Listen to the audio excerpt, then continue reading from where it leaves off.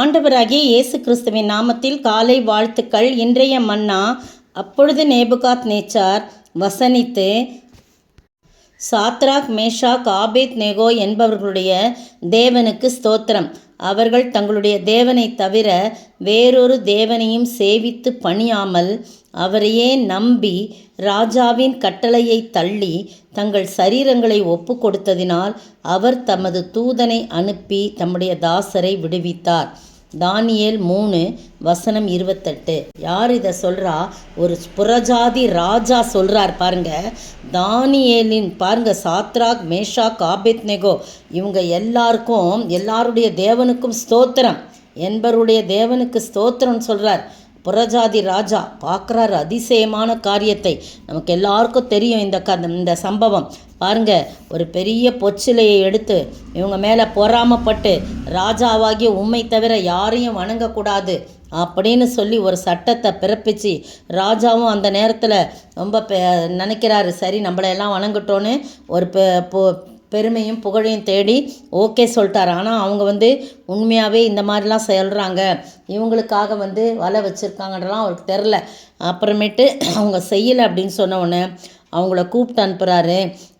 இந்த மாதிரி ராஜாவே, நீங்கள் போட்டு சட்டம் போட்டதெல்லாம் அவங்க மீறிட்டாங்க, அவங்கள அக்கினி சூளையில் நீங்கள் கட்டாயம் நம்மளோட உத்தரவின்படி யார் பணியிலையும் அவங்கள அக்கினி சூளையில் போடுறேன்னு சொல்லியிருக்கீங்க, அதனால் அவங்கள போடணுன்னொன்னே அவங்கள கூப்பிட்டு வர சொல்லி, இப்போதும் எக்காலம் நாகஸ்வரம்லாம் ஒலிக்கும் போது நீங்கள் என்ன செய்யணும், அதை விழுந்து பணியணும் அப்படின்னு சொல்லலைன்னா நீங்கள் அக்கினி அந்த நேரமே உங்களை எரிகிற அக்கினி சூளையில் நடுவில் போடப்படுவீர்கள். உங்களை என் கைக்கு தப்புவிக்க போகிற தேவன் யார் அப்படின்னு கேட்குறான். புறஜாதி ராஜா கேட்குறான்.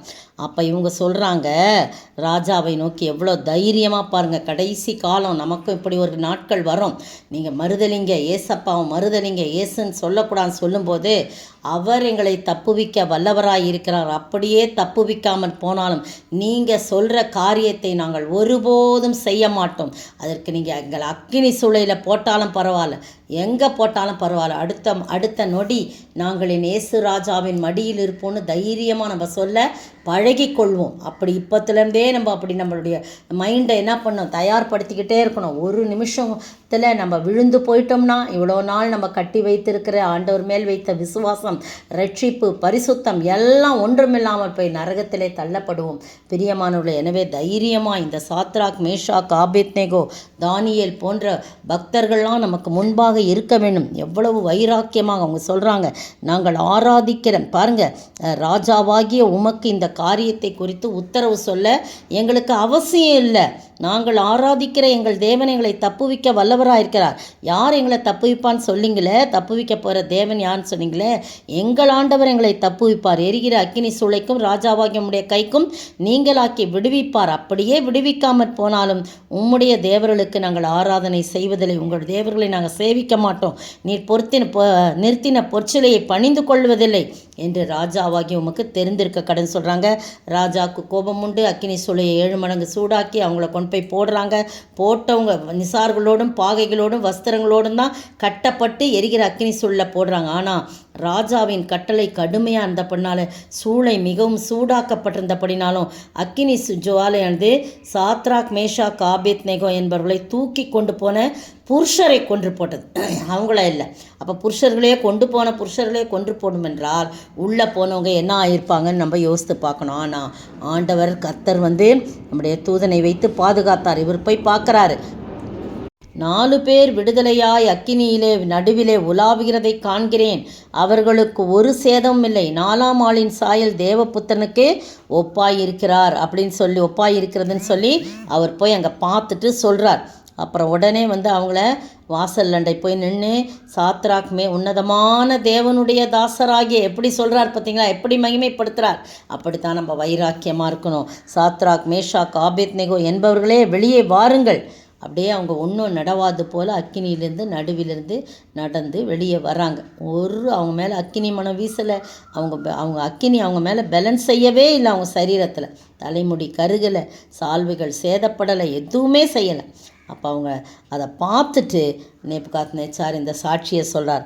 அவங்க தன்னுடைய தேவனுக்கு அவங்களுடைய தேவனுக்கு ஸ்தோத்திரம், தன்னுடைய தேவனை தவிர யாரையும் பணிய மாட்டோம், சேவிக்க மாட்டோம் என்று சொல்லி அவரையே நம்பி ராஜாவின் கட்டளையை கூட அவங்க என்ன பண்ணிட்டாங்க, தள்ளிட்டு தன்னுடைய சரீரங்களை ஒப்பு கொடுத்தார்கள். அதனால் தம்முடைய தூதனை அனுப்பி அவரை விடுவித்தார். அதனால் நீங்கள் எல்லாரும் ஞாபகம் வச்சுங்க, அந்த தேவனுக்கு, அவங்களுடைய தேவனுக்கு விரோதமாக தூஷண வார்த்தை எதுவும் சொல்லுகிற எந்த ஜனத்தானும் எந்த ஜாதியானும் எந்த பாஷைக்கானும் துண்டித்து போட கடவன், அவன் வீடு எருக்களமாக்கப்படும் என்று என்னாலே தீர்மானிக்கப்படும். இவ்விதமாய் ரட்சிக்கத்தக்க தேவன் ஒருவரும் இல்லை என்று சொல்லி அந்த அந்நிய ராஜா அறிக்கையிடுறான் பாருங்கள். இந்த அருமையாக அதுக்கு பிறகு அவங்கள உயர்த்திடுறார். இந்த அருமையான வேளையிலே நீங்களும் நானும் வைராக்கியமாக இந்த உலகத்தில் என் ஆண்டவரை மட்டும்தான் நாங்கள் சேவிப்போம் என்று சொல்லி வைராக்கியமாக, அக்கினி சூளை இருந்தாலும் பரவாயில்லை, எது இருந்தாலும் பரவாயில்லை, அக்கினி சூளையிலே நின்று நம்மை மெய் தெய்வமாகிய நாம் ஆராதிக்கிற தேவன் ஜீவனுள்ள தேவன், அவர் நின்று நம்மை பாதுகாப்பார். அப்படிப்பட்ட தேவனை மட்டும் ஆராதிப்போம்.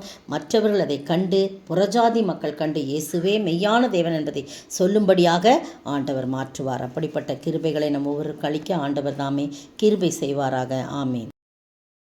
அக்கினி சூளையிலே நின்ற எம்மை தெய்வமே, விசுவாசத்திட மனதும் என்றென்றும் தந்தருளும் என் இயேசுவே, நான் என்றும் முந்தன் சொந்தம் என் ராஜனே, அனுதினமும் வழி நடத்தும்.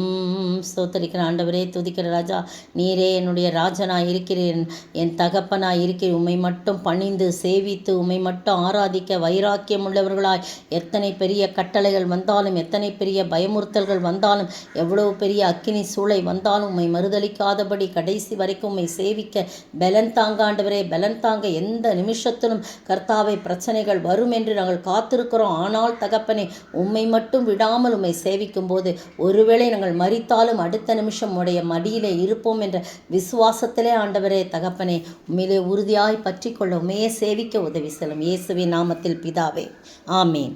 நேற்றைய பதில் பர்னபாவையும் சவுலையும் மாய வித்தைக்காரன் என்று அர்த்தம் கொள்ளும் பேரையுடைய அந்த எலிமா என்பவன் அதிபதியை விசுவாசத்தினின்று திருப்பும்படி வகை தேடி அவர்களோடு எதிர்த்து நின்றான்.